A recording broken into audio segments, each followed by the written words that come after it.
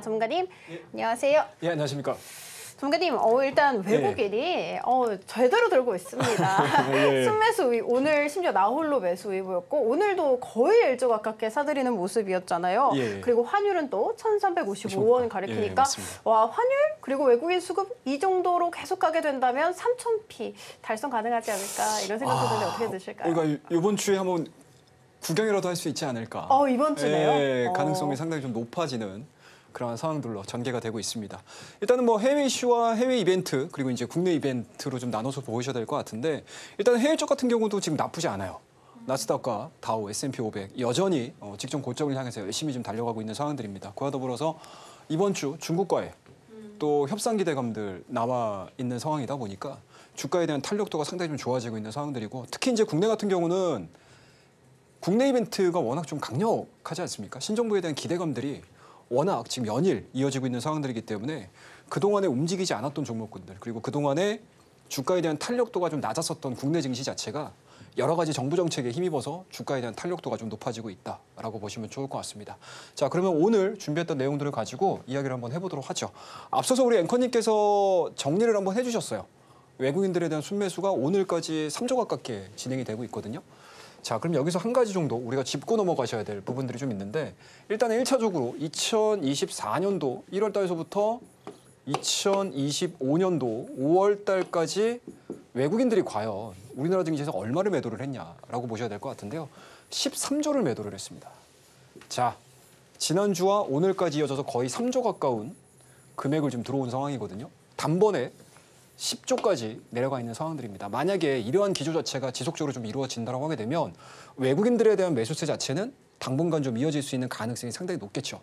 뭐 물론 그동안에 매도를 했던 이 물량 자체가 다 들어올 수는 없겠지만 앞서 언급드렸듯이 우리가 상단이라고 볼 수 있는 3,000포인트까지는 한 번 정도 구경할 수 있는 그런 이제 가능성들이 좀 열려 있는 시장이라고 보시면 좋을 것 같습니다. 자, 그와 더불어서 일단은 장부가 기준으로 지금 1배 정도까지 지금 도전을 하고 있는 모습들이기 때문에 거의 도달해 있는 상황이기는 해요. 오늘까지의 상승 부분들로 인해서. 여기서 이제 플러스 알파를 보여줘야 되는 부분들은 아무래도 해외 이슈와 그리고 현재 우리나라 증시에 조금 더 긍정적인 모멘텀들이 좀 나와준다라고 하게 되면 충분히 좀 도달할 수 있는 시점이고요. 1배가 좀 넘는다. 그리고 소폭이나마 우상향되는 모습들을 좀 보여준다고 하게 되면 오늘자에 보여주는 이벤트 자체, 지수 포인트 자체는 굉장히 좀 긍정적으로 해석해 볼 수 있는 여지가 좀 남아 있다라고 보시면 좋을 것 같습니다. 자, 그와 더불어서 이제 포인트를 좀 보셔야 될 것 같은데 이 부분들을 좀 보자고요. 네, 일단은 정책 수혜주 보시면 좋을 것 같습니다. 오늘 어찌됐든 삼성전자가 오늘 6만 원을 못 지켰어요. 59,800원으로 끝났습니다. 종가상으로. 좀 아쉽죠? 그래서 아마 삼성전자를 갖고 계신 분들 같은 경우는 정말 마음고생이 이도저도 아니실 상황들인 것 같은데 일단은 삼성전자는 제가 좀 이따가 종목들을 보면서 그리고 차트를 좀 보면서 얘기를 해드릴 때 잠깐 점검을 좀 해드리도록 할게요. 자, 그러면 이제 오늘 강했었던 종목군들에 대한 전반적인 흐름들을 좀 보시게 되면 일단은 지역화폐. 뭐 물론 이제 주가에 대한 탄력도 부분들은 오후장으로서 차익이 좀 나왔습니다. 특히 이제 코나이 같은 경우는 하방 VI가 걸릴 정도로 윗꼬리가 상당히 좀 길게 달리는 그런 모습을 좀 보여줬어요. 그렇다고 되면 지역 화폐가 일단은 추경과 관련해가지고 지금 본격적으로 좀 진행을 하겠다. 생각했던 것보다 굉장히 강력한 드라이브가 지금 걸리고 있죠. 강력함과 더불어서 또 뭐가 되죠? 신속한 정책들이 좀 이어지고 있는 상황들이기 때문에 지역 화폐 관련주들에 대한 움직임들은 사실은 지난주서부터 오늘까지 좀 이어지는 모습들이 좀 이어지고 있다라고 보시면 좋을 것 같습니다. 자, 여기서 또 파생된 게 있어요. 뭐죠, 여러분들? 바로 이겁니다. 원화 스테이블 코인. 자, 이와 관련해가지고 종목군들이 한 7개, 한 8개 정도 가까운 종목군들이 좀 있죠. 그래서 한국정보인증 같은 경우도 급등을 하는 그런 모습들을 좀 보여줬고요. KCT 관련된 종목군들 움직이는 모습들. 그와 더불어서 그동안에 이제 스테이블 코인 그리고 이제 이재명 현재는 이제 대통령이지 않습니까?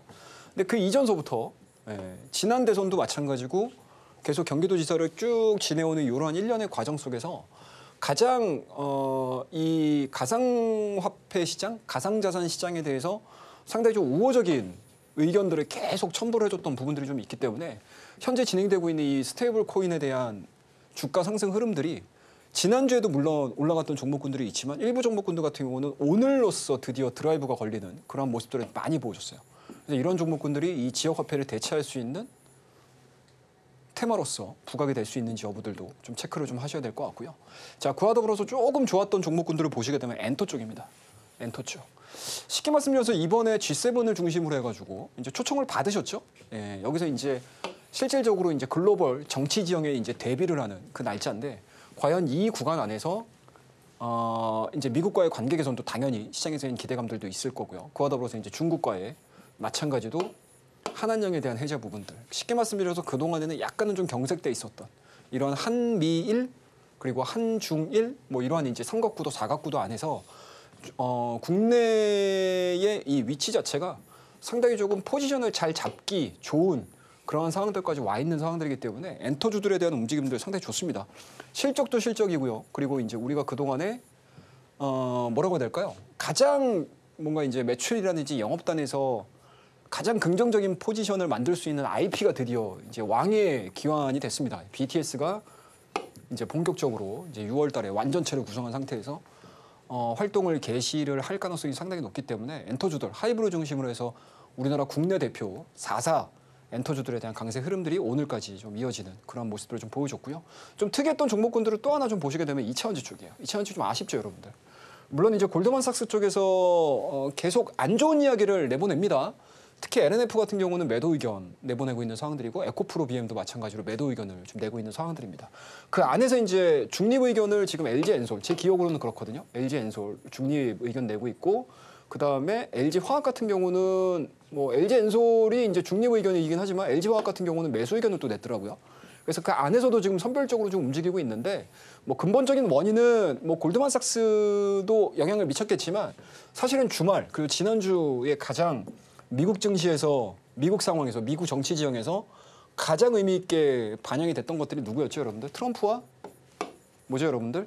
예, 일론 머스크의 그동안에 이제 동맹에 가까운 정말 뭐 서로 칭찬하기 바빴었던 이런 상황들 자체가 180도 바뀌면서 서로 이제 대결 국면으로 넘어갔습니다. 그에 따라서 이차원지 관련된 종목군들, 전기차 시장과 관련된 종목군들에 대한 움직임들, 심리적으로 투자 심리 자체가 좀 약화되는 그러한 상황들이 전개가 되고 있다라고 보시면 좋을 것 같습니다. 그에 따라서 조금은 좀 아쉬운 모습들을 좀 많이 보여주고 있어요. 그래서 이러한 부분들은 당분간 일단은 2차원지의 추가적인 상승 모멘텀들을 만들어내기 전까지는 약간은 좀 흘러가는 게 좀 쉽지는 않아 보인다라고 보시면 좋을 것 같습니다.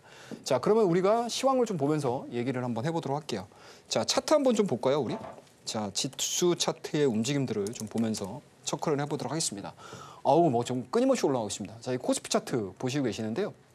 자, 2600선에서 지금 2855포인트까지 올라갔습니다. 그리고 2024년도의 7월달 고점 자체가 2896포인트니까 실상 보시게 되면은 드디어 박스권 상단까지 다시 한번 도달을 할 수 있는 그러한 이제 위치에 지면에 있다라고 보시면 좋을 것 같고요. 뭐 앞서 언급드렸듯이 국내 원달러 환율 부분들 그리고 미증시에 대한 주가 흐름들 그와 더불어서 우리나라의 신정부에 대한 기대감들이 지속적으로 진행이 이루어진다라고 하게 되면은 뭐 실질적으로 뭐 이 구간에서 뭐 고점입니다라고 하기보다는 조금 더도 오버슈팅하는 경향들이 상당히 좀 많아요. 그런 측면에서 놓고 봤었을 때 이번 주 안에 과연 3,000포인트를 달성할 수 있을지, 그 3,000포인트를 달성하는 이 과정에서 과연 어떠한 종목군들이 대장주로 치고 올라갈지 이런 것들을 좀 보셔야 될 것 같고 아무래도 이제 외국인들이 좀 들어오게 되면은 아마 종목별로 움직일 수 있는 종목군들은 제한적일 수는 있겠지만 그래도 전체적으로 지수에 영향을 많이 미칠 수 있는 대형주들 중심으로 해서 주가가 움직일 수 있다는 거 체크를 좀 하시면 좋을 것 같습니다. 자, 그다음에 이제 코스닥을 좀 보셔야 될 것 같은데요. 코스닥 같은 경우는 좀 답답한 감이 없지 않아 있어요. 그죠? 보시게 되면 바이오 종목군들도 그렇고 시총 상위 쪽에 포진되어 있는 2차원지 종목군들이 약간은 좀 눌리다 보니까 영향력들 자체는 이제 코스피 대비해서는 좀 저조한 그런 모습을 좀 보여주고 있는데 이게 바로 이제 시장의 영향이라고 보시면 좋을 것 같아요. 아무래도 이제 외국인과 기관에 대해서 수급적인 부분들이 좀 반영이 이루어지기 시작한다라고 하게 되면 대형주 포지션 쪽에 조금 더 시장은 좀 곽감을 받을 수밖에 없는 상황들이고 코스닥도 지수는 올라가긴 하지만 약간은 좀 개별주 위주, 약간 좀 테마적인 움직임들에 포커스가 맞춰지고 있다라고 보시면 좋을 것 같습니다. 그와 더불어서 이제 그나마 다행스러운 부분들은 이제 알테오젠이죠, 알테오젠. 알테오젠을 한번 볼까요, 우리?